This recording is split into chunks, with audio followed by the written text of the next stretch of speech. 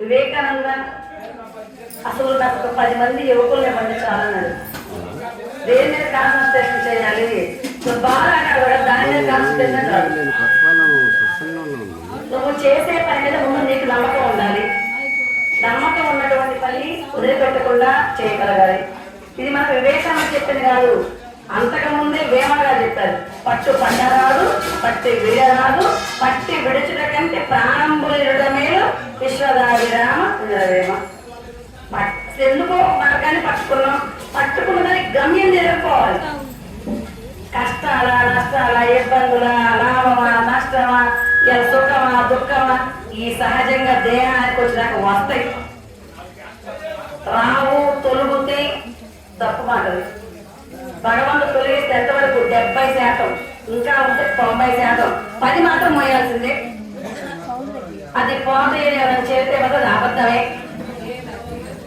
ఏం బావు మనం దానం ద్వారా, సేవ ద్వారా, మంచి మాట ద్వారా, మనం చేసేటువంటి నామ స్మరణ ద్వారా 90%, కానీ 10% మాత్రం మోయాల్సిందే. గురువుగారు చెప్తుడు, పామయ్య కడవాలి తేలై వచ్చింది, తేలై కొట్టాలి ముళ్ళై వచ్చింది, ముళ్ళు మాత్రం నెల ఇబ్బంది పెట్టింది. ఇది మాత్రం తప్పదు. రాముడు తప్పల, కృష్ణుడు తప్పల, ఎవరికి తప్పల.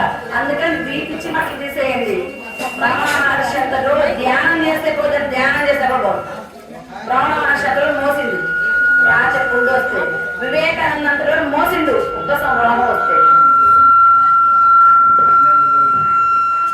తెలియకనా, చేతగాకనా, సేవ చేయకనా.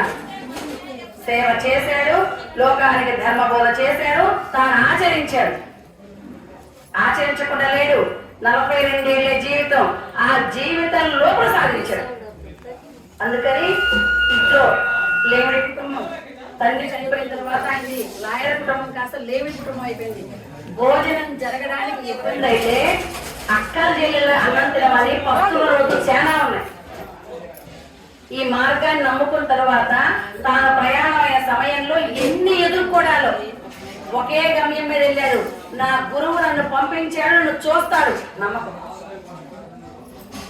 దేని మీద? గురువు గారు చెప్పారు ఎక్కడైనా ఆశించమాకని. ఒక్క గుడ్డకి డబ్బులు, గుడ్డని కూడా ఛార్జీకి డబ్బు ఎక్స్ట్రా తీసుకునేవాడు కాదు.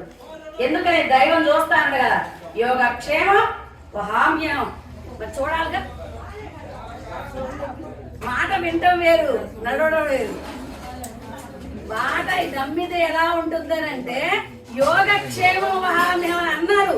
అడవిలో పోతే అన్నం పెట్టాలి. ఎక్కడుంటే కాదు, అడవిలో పోతే అన్నం పెట్టాలా. ఇది మనల్ని మనం పరీక్ష చేసుకోవడం.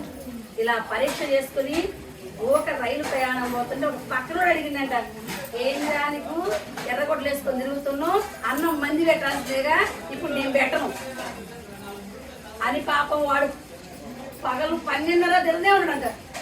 12:30 అయినప్పటికీ